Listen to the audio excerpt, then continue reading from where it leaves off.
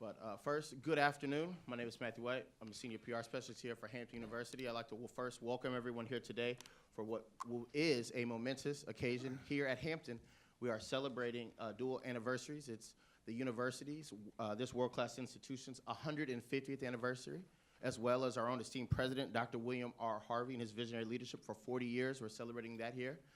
But at this time, I would like to turn it over to these two gentlemen here on my left. First, our athletic director, Mr. Eugene Marshall, Jr., and also it's my pleasure to introduce you to our 21st head football coach here at Hampton University, Coach Robert Prunty. Gentlemen, take it away. For our president, Dr. William R. Harvey, I want to welcome everybody here, as Mr. White did, on a special occasion. We're going to introduce our 21st head coach and his great football history, Mr. Robert Prunty. But first, I'd just like us to take a moment of silence for Coach Edward Buck Joyner Sr., who's the father of our basketball coach, Coach Joyner, but also served as our volunteer assistant this year and last year, and did an excellent job of not only mentoring his son, who was the head coach, but our assistant coaches and our student athletes, and was really a big part of our family here at Hampton. I'd like us to just take a moment of silence, please.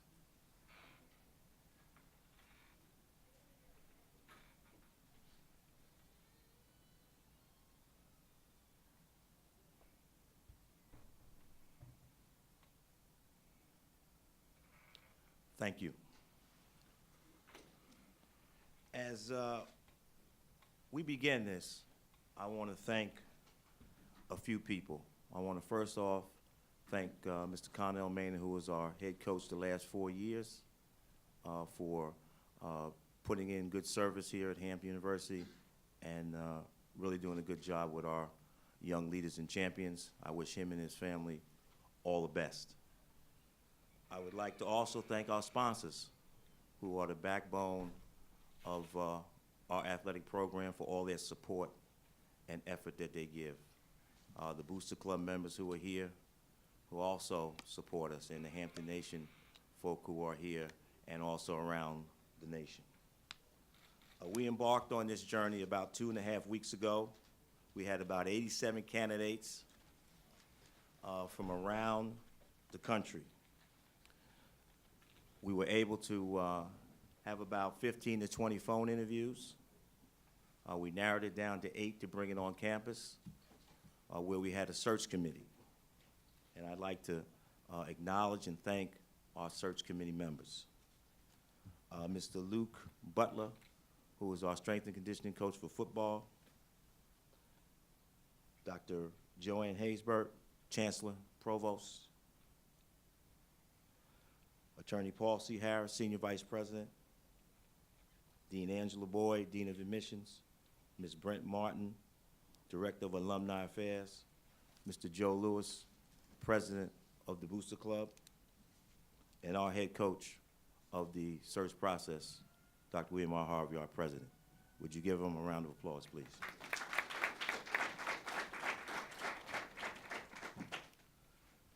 We got it down to 8, and we willed it down to 3, but I want to say something that out of these 87 candidates, 10 were current NFL, CFL assistant coaches. 10 were former or current FCS head coaches. And then another 10 were assistant or assistant head coach from FBS. And over 50% wanted this job because we were moving to the Big South. You have Hampton tradition, moving to the Big South. It is a very attractive position. I also, at this time, would like to thank the folks that did an excellent job behind the scenes when we needed certain things. From the business office led by Ms. Bells and Ms. Nichols.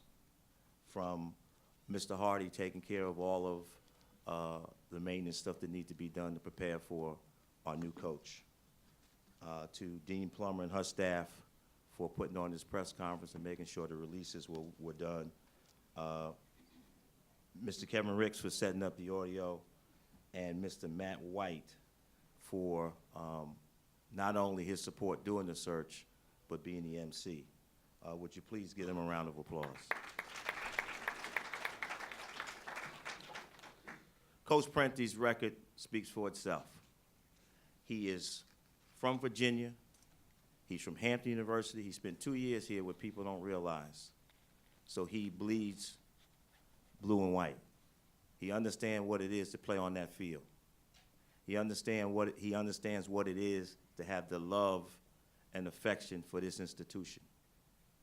He went on to coach at the high school level, Gretna High School, where they had a 44-game losing streak, the worst program in the state of Virginia.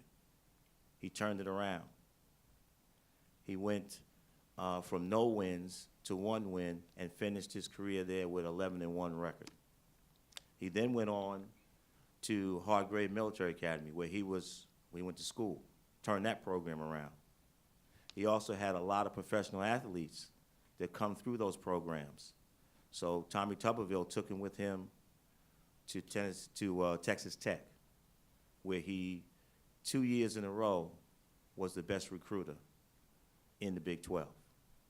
Then he went with Coach Tuberville to Cincinnati, where he became the AAC best recruiter. And now he went to Eastern Carolina, where he was the associate head coach, defensive line coach, and then was pressed into duty after 3 games to be the defensive coordinator. So what we needed here at Hampton, we needed discipline. We needed somebody that's going to teach and develop our student athletes, somebody that can recruit, not only nationwide from the 757, because I can stand here to say that Hampton University is open for 757 talent. And then we want somebody that's of good character. We want somebody that's a family man. We want somebody that's going to coach, lead, mentor. And at the end of the day, Coach Prunty was at the top of the list. His preparation for the interview, his history of Hampton University during the interview process, was the only candidate to talk about Hampton. Left sports out, talked about Hampton and what it meant, and that he wanted to come back. This was full circle. He wanted to be here. And so before I bring him up, I just want to say that it was very refreshing to have people say time after time, I want to be at Hampton. So with that being said, I'd like to introduce the 21st head coach of Hampton University, Mr. Robert Prunty. When I came in 1983, and you can relate this to why I want to be here now, I couldn't imagine that I would walk on, because I didn't have that vision, that I would walk on Hampton University campus and see a $231 million proton cancer beam therapy center. Nowhere in the world. 4 satellites. It's amazing. Online continuing education programs, reaching students and faculty all across the country. The vision. So I want to thank, Dr. President Harvey. I want to thank you for giving me this opportunity. It means a lot. When I came in '83, and Olive Bowman came to Hargrave and recruited me, and I met with you out there on the waterfront by your house. I had no idea God would bring me back here. But I want to tell you, 40 years of this vision that you have put here is incredible under your leadership. And me coaching in the Big 12, coaching at Cincinnati and East Carolina, to get into this vision right here at this time in my life. I'm very thankful. Dr. Harvey, thank you.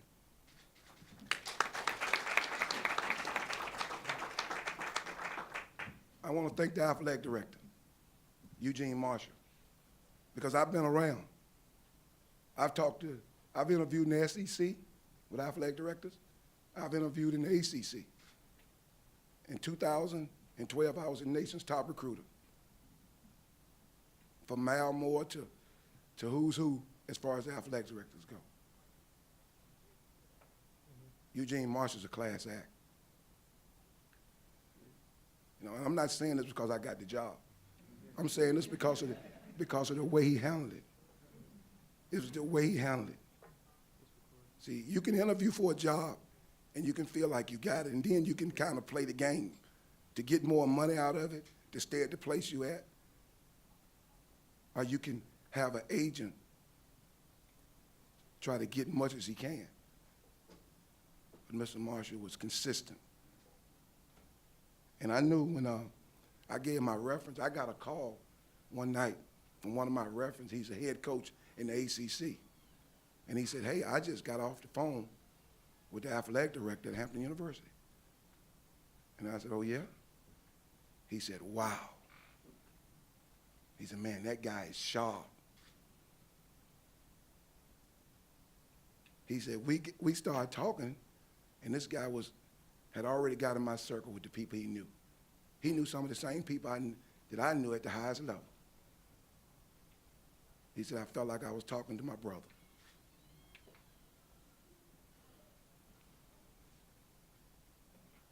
Thank you, Mr. Marshall. Thank you.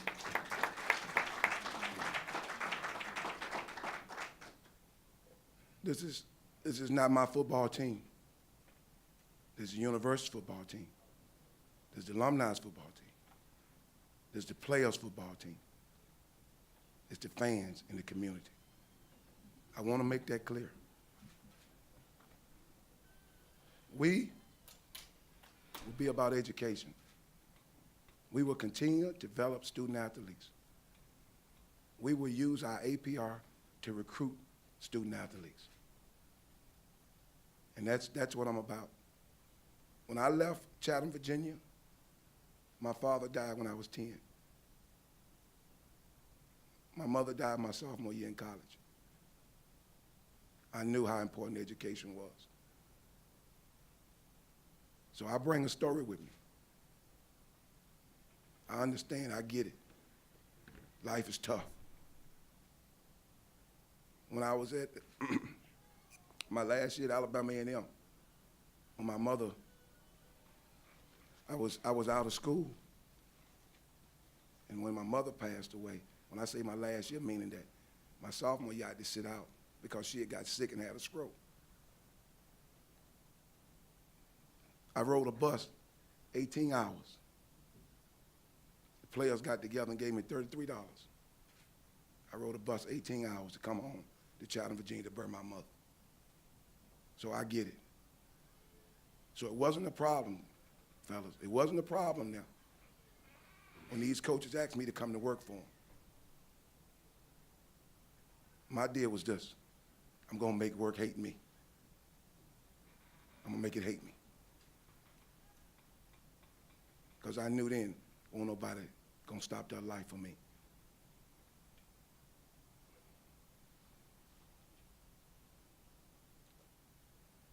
You know, we talk about recruiting, and I know it's a big thing, but I want the players in here to know that I'm going to recruit you first. It starts with you guys, man. We'll get out on the road, but I'm going to recruit y'all. It's in the house. I know there's some guys in this room that's waiting for a chance. There's an open door now. Everybody gets a shot. I don't have no favorites. I don't deal in favoritism. Everybody has a shot. What I want from you is love. Because if you don't have love, then you don't have what I'm about. Because I'm about love now. Because I know with love, we can conquer everything. We can get through it. But if your spirit is different, then you're going to be a problem. Because, see, when you got love, I don't have to worry about you breaking rules. I don't have to worry about you disrespecting a faculty member. I don't have to worry about you disrespecting a young lady on this campus. I don't have to worry about you not going to class. Because see, if you love this football team, then you're not going to do nothing to embarrass this football team. So I'm about love now, guys. We will be fundamental and disciplined. When I got to Texas Tech, we played Oklahoma. They was #1 in the country. We upset them down there. When I got back to the office, Tuberville was waiting on me. He was having a fit. You didn't put your hands. I was coaching the D-line. Your hands weren't in the right place. You know, what your eyes looking at? And I was like, this man crazy. We just beat the #1 team in the country, Oklahoma, and he was just slamming me. And I said, hey, man, it's time for me to go back home. He waited about 2 days and walked through the office. He didn't even speak to me. He came back on Tuesday and he said, I did that because you got something in you. He said, I had to get it out of you. I went on to become his associate head coach and his defensive coordinator. See, in this room, guys, now, when I put my eyes on you now, I'm going to see something in you. But you got to trust me. And you got to trust the process. You got to believe now. Because if you don't believe, we won't achieve. We will, as far as the 757 go, no question. The bloodline, the backyard, we will be relentless in recruiting the 757. Every coach on our staff, including me, will have a certain amount of schools in this area, in the 757. It's too many good athletes getting out of here. We got more to offer. We put our education with the best. We got more to offer here at Hampton for these guys not to stop in here. You can check my record. Whatever head coach it is, I probably coached more NFL players than he did. I'm about at 71 now. So that shouldn't be a problem. If you're good enough, they'll find you. Because they've been here before and found them. And some of them are still playing in the league today. And some of them also went on to become very professional people in the educational field. Leaders in the corporate world. My philosophy on offense is simple. We're going to be aggressive. We're going to spread the field. We want to get one in the box. If you put two in the box, we're going to throw it. We get one in the box, we're going to run it down your throat. I want to be balanced. I want to run the ball 50% and throw the ball 50%. But I can tell you this much. If we got a play that's working, I'm going to run that play to death until you stop it. I'm going to run it till you stop it. Defense, we're going to be multiple. You're going to see a little 4-man front or you're going to see some 3-man front. We'll bring some off the edge. We'll blitz you. But we'll also be fundamentally sound. We'll play some coverages. We'll play different coverages. 6, 4, 2. I know you guys can relate to that. That's why I'm giving you that. But one thing I will do, we'll keep it simple. I'm convinced that the mistakes that I made when I got to be a coordinator was I tried to do too much. I thought it was me in my mind that I'm going to out-scheme. And when I started scheming, I got away from fundamentals and technique. And then I realized it goes back to the same thing, blocking and tackling. That's all it is, man. It's simple, blocking and tackling. You look at the game on Sunday, how do we lose? How do we block? How do we tackle? All the other stuff don't matter. Because if you didn't block and tackle, then you're probably going to lose the game. Special teams is 1/3. It is a team. I like fake punts, fake field goals. I like for those guys to have fun. Always something. I like, you might see us in third down, and the punter, you know, he might drop back and punt the ball, the quarterback. There's a lot of different things that I'll do on the field. So I'm up for this challenge. See, I also have a piece of the vision that Dr. Wim Harv has. My eyes is on the Big South. I didn't come here to lose. Make no mistakes about that. You got a winner now. Thank you.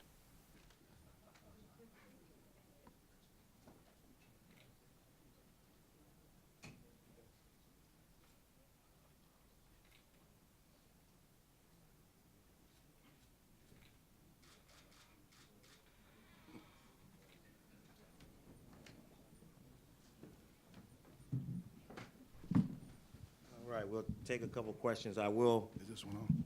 start off by saying, although Coach Prunty bleeds blue and white, it's always nice to have a little purple and gold in his heart. Oh, yeah.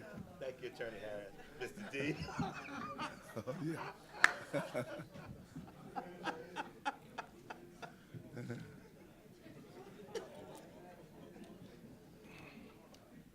We'll take questions. Yes, sir. Yes, sir. I was curious how your time at Hargrave helped you being on the other side of that, how it helped you become a recruit. You know, my relationship with the high school coaches, I think that's what starts it. You know, sharing that quality time, not going into the office and leaving in 10 minutes, sitting down for 2 hours, you know, letting them know that you generally have concern for that student athlete. And I think one of the things that I had to learn was, you know, these young athletes, they hurt so much. And a lot of them just want you to listen to them. So in the process, I became a good listener. And I think that's been one of the biggest recruiting tools, just sitting down listening. And then just piggybacking on Dave's question, you've signed players out of McKeesport, Pennsylvania, Riverside, California, Mississippi. How were you able to recruit such a broad base and kind of get out of, say, Texas or Ohio when you were at Texas Tech and Cincinnati, respectively? You know, I know what you're talking about. You're talking about Devon Simmons and Brandon Jackson, both of them. Brandon is playing with the Raiders now. I was at Texas Tech with Tuberville. We beat Alabama and Florida State on those two kids. You know, I owe it all to my mother, honestly. You know, when she passed away, I said, I'm going to attack everything. Whatever job I do, I'm going to attack it. So when I got on the plane and went up to those different, I made it a point to meet everybody that's associated with those young men. And I wanted to see who the decision makers was. And once I found out who they were, then that's why I went to work. And that's how we was able to get those young men, not just there, but all over. You know, I'm always looking, I tell my wife, she laughs about this. I said, you know, if I see an ant, I'm gonna look and see where he go, because I want to see who the leader is in that pile. Because that's the one I want to meet, because he's making all the decisions. So, you know, just being relentless on the recruiting trail. You got to like it. You got to have a passion for it. You know, and it's almost like playing checkers or chess. You know, coaches come in, they sit outside. You want to see what they up to. You know, and then you sneak in there. It's you know, when you love the game, man, you give everything you got to it. I love the game. Just got here, but can you give us some thoughts what your staff will look like? Any particular people you hope to bring, or maybe people that are just? Well, I've been on the side of the track before at Cincinnati. I'm gonna look at the guys here. I'm going to be as fair as possible. I'm going to get them a fair evaluation. I mean, I get it. I get it. I get it. I've seen when new staffs come in, I think it's a lot of quality coaches here. You know, so I'm going to sit down and I'm going to start with the coaches here and see, you know, where we go from there. And, you know, because I understand, you know, these guys in this for a reason too. They love football too. So I'm going to sit down and get them a fair evaluation. You know, I won't disrespect them by looking at another staff right now. I don't work that way. I'm too professional to do something like that. And I respect these guys in the room. I see some of them in here that I know, and I want to be fair with them. I'm about being fair. Gene mentioned earlier that in his mind, Hampton's move to the Big South really enhanced the candidate pool for this job. When you saw that HU was moving to that conference, what were your thoughts and how did it affect your interest in the job? You know, it played a part. You know, but I always, you know, I kind of always want to get back here. You know, just it's such a beautiful campus, and you know, Hampton have always, every time when you talk about university, it'll pop up somewhere. It just pops up. I say, you know, hey, Hampton got a head coaching job open. I prayed on it. I kind of waited to the end with it. And I asked God, because I try to, I really go to God with everything. And I asked, Lord, is this something I need to get involved with? And this way he led me. But this is, whether they was going to the Big South or not, Hampton is an appealing place. I mean, you know, look around. Look at the innovation here. You know, I'm excited to talk about the online program. I mean, I can't say that enough. You know, the proton, you know, cancer beam therapy. You know, that's stuff that, you know, you just don't see. You know, so the innovation has been here. You know, so, but don't get me wrong. You know, I'm excited for these young men to go into that, you know, into the Big South, because we want to go in there and win it.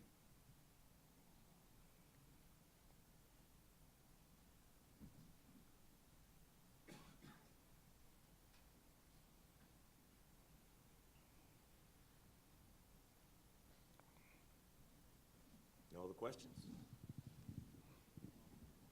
All right, that's a good day.